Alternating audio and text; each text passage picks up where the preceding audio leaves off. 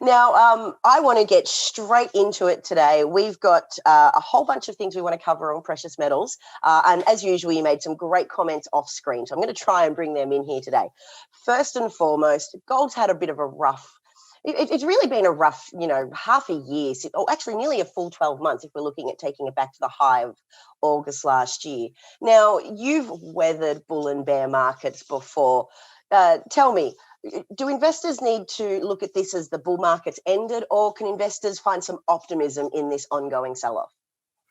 I think a lot of optimism, Shay. The reasons for a gold bull market you and I have discussed many times. Quantitative easing, debt and deficits, negative real interest rates, all those types of things are still with us. In the very near term, my belief is that around the world, there is enough liquidity in the system and confidence is high enough, and there is enough post-COVID economic activity that the economy at least appears to be in relatively good shape. I would argue that a lot of that's liquidity driven. But the consequence of that is, at least in the United States, that the Fed has been allowed to let interest rates rise, perhaps so they can cut them again if they need to, raising confidence, raising the US dollar, and weakening gold.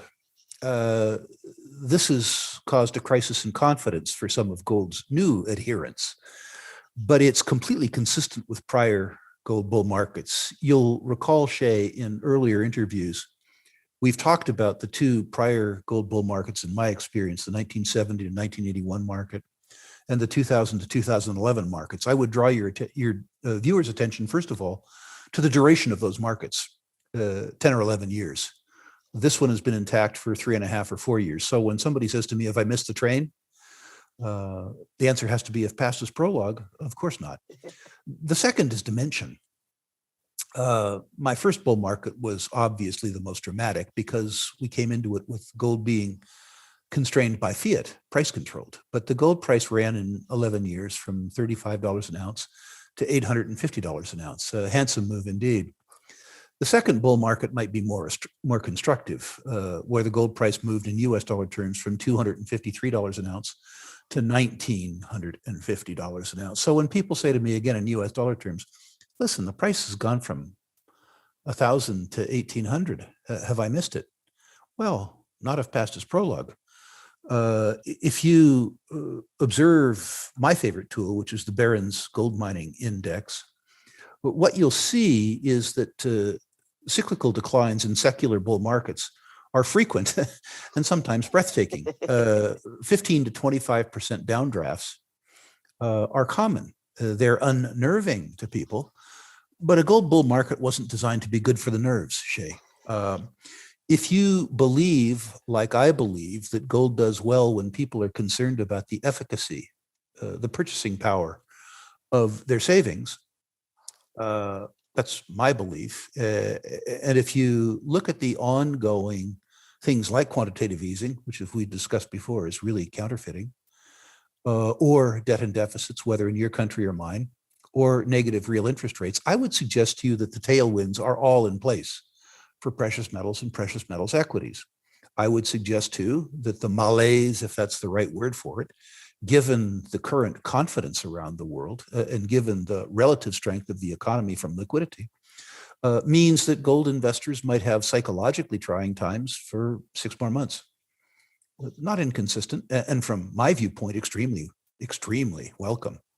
If you make money by buying low and selling high, and you intend to be richer over the course of the decade, why wouldn't you appreciate the opportunity to buy more bullion or more gold equities at more attractive rather than less attractive prices? Now, that's actually where I want to take this conversation next. Now, the Sprott Natural Resources Symposium is coming up in a couple of weeks. Now, I believe it's running from the 17th of July to the 21st of July this year.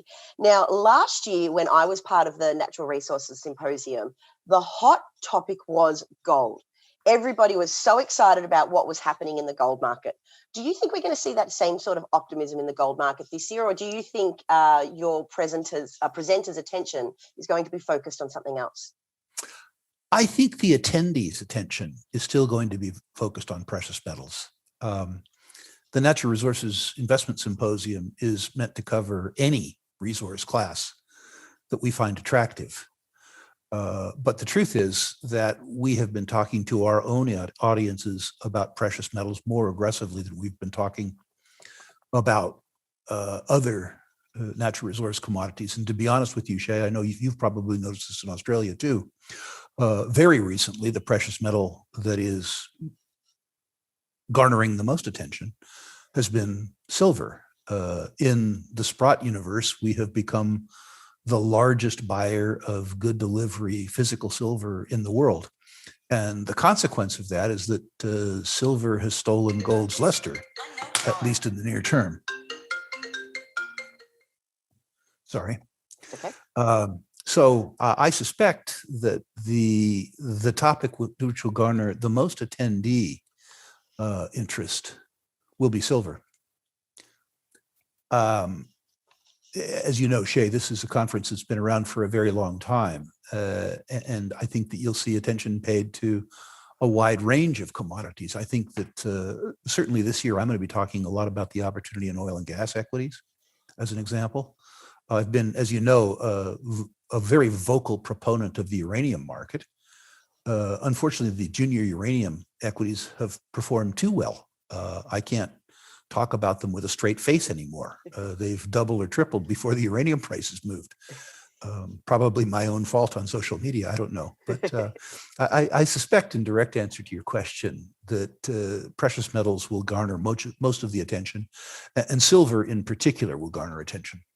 Look, we're going to touch on the silver conversation just a tiny bit. Now, I know both you and I have spoken about silver quite a bit in the past 12 months, and perhaps it's silver's fault. Silver gets no love for a few years, and then it comes out of nowhere, has a rally, and excites investors.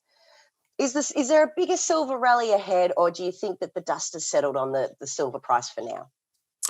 I'm of mixed minds about that. I think that the younger Reddit-style investor has done something that I consider to be impossible, which is they've actually tightened the physical silver market. I wouldn't have believed for a very long time that 2 million young people with cell phones could do what the Hunts couldn't do. But there were 2 million of them, and they were unleveraged. They didn't have to worry about margin calls. So they've in fact done it, which is interesting. What's more interesting to me is, some number of them will drive on. Some number will think this is sort of GameStop on steroids. They'll get bored and drive on. But 2 or 3 million young people have been introduced to the silver topic and the precious metals topic as a consequence of this, coming to understand that, precious metals are in fact real money.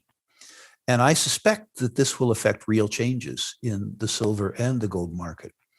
2, prior experience tells me that the second half of a precious metals bull market is silver dominant. Precious metals bull markets are led by gold because it's a fear buyer that takes gold out of the doldrums. But when the narrative is established by momentum, the silver narrative is stronger than the gold narrative. That's why they call it poor man's gold. And I suspect that the latter half of this bull market, which I think we're coming into, will be a circumstance where silver moves both further and faster, perhaps goosed, if that's the right phrase, by this move that we've seen in the physical market by these younger newcomers to the market.